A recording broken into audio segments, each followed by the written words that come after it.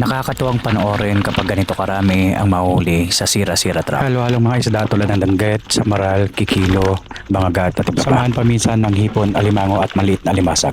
Welcome ulit sa panibagong araw ng pag-harvest namin ng aming sira-sira trap.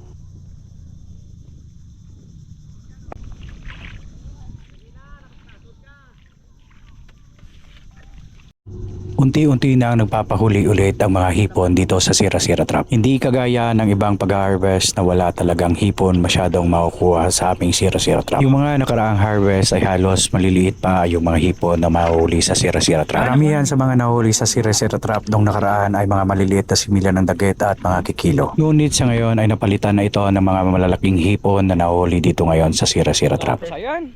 Oh. May. Dagko.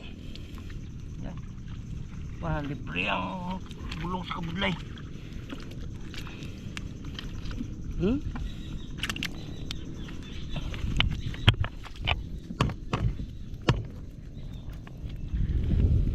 Ito ay marahil napapanahon na lumabas yung mga malalaking hipon dito sa Ramit sa Roa City, Capiz. Naalala ko pa yung mga kwento ni Manong Tikboy na dati ay nag-harvest sila ng hanggang 3 banyerang malalaking hipon dito sa Sira-Sira Trap. Bagamat hindi na natin maibabalik yung panahong iyon ay malaking pasalamat na rin na makakuha tayo ng mga malalaking hipon dito ngayon sa Sira-Sira Trap. Sadyang nakakatuwa talaga kapag sobrang low tide na at makikita mo na yung mga isdang na trap sa aming Sira-Sira Trap.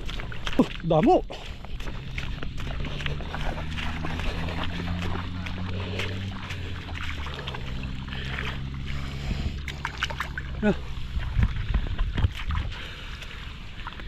Dami isda. Mga danggit.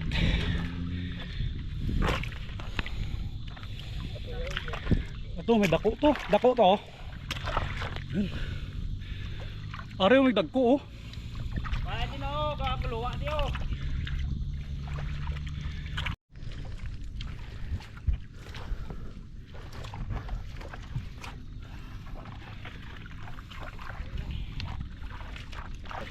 Oh, oh. Lagi Dito ako nang daan ng magat, dito na ako nagagis pa ako.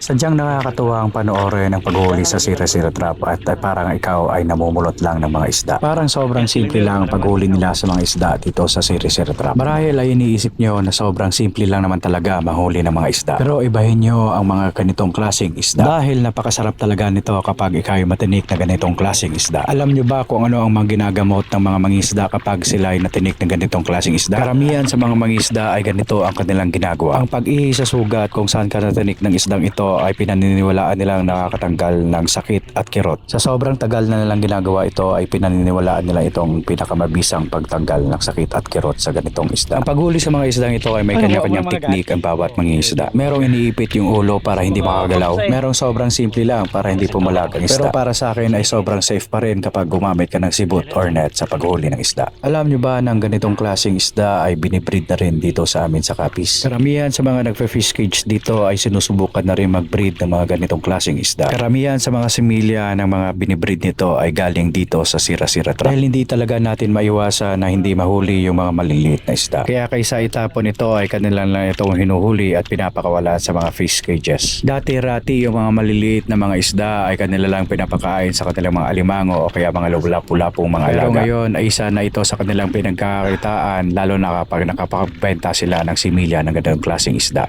Nice.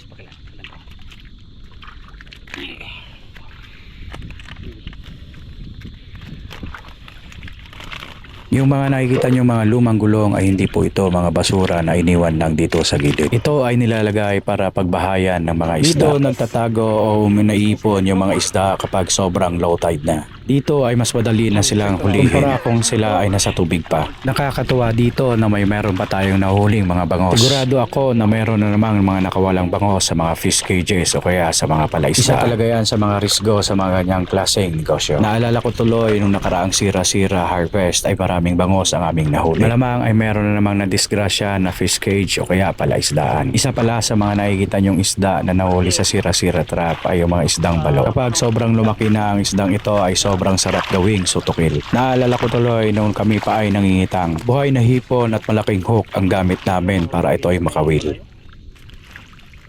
Ano? Patay ka ni. Baldi nga dahil. Mga kung may lubuyan ka.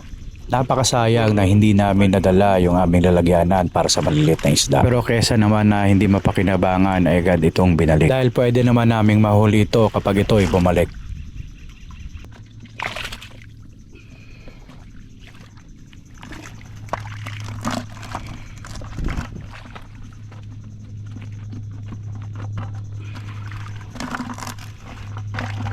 Unti-unti nang nawawala ang tubig dahil sa sobrang low tide. Dito ay nahuhuli na ang mga isda na aming pakay. Dito ay literal na namumulot ka na lang talaga ng isda sa bawat kapa ng iyong mga kamay. Dito mapapaisip ka na lang talaga kung gaano ba talaga kaswerte yung mga mangingisda dito sa Panay. Ang Kapi sa isa sa mga maswerteng lugar dito sa buong Panay. Isda ang hawak sa bawat baba ng kanyang kamay.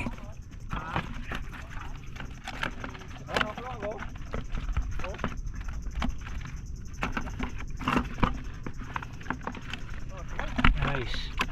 Dako ba?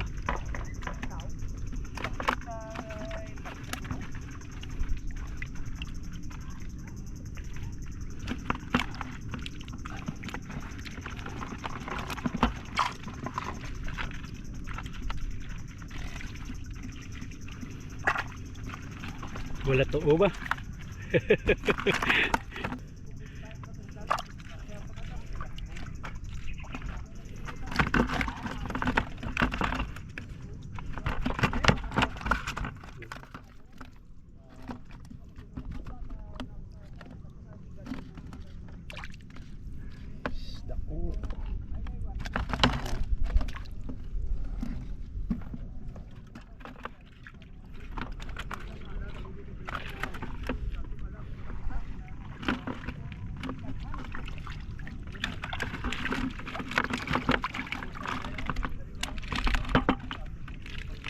Dino ba?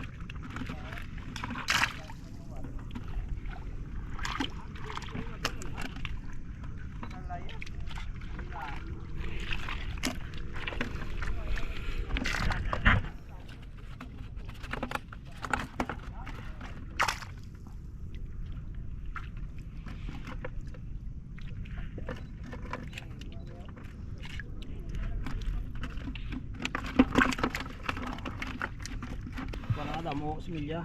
Tampis na magkagat. Nice. Tampis.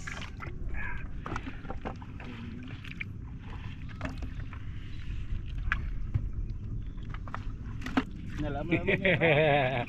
Dapat tong kulong-kulong yung dala nung. Dalagan ko palikat ako. Hindi mo dala.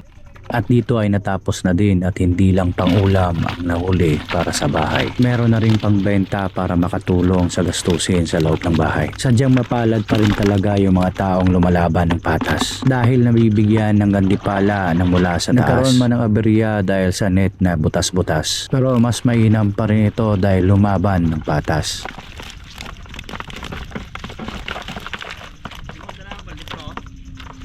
So ito lahat yung huli. Isang timbalang na mga samaral, danggit, kikilo, bangos, hipon. Konti lang ang huli after, di gaya nung 2 weeks ago. Yun nga kasi ang daming butas sa ilalim ng lambat, so need for maintenance na. So i-maintain na ito ulit, tatahiin, tapos tingnan natin kung anong magiging huli after 2 weeks ulit.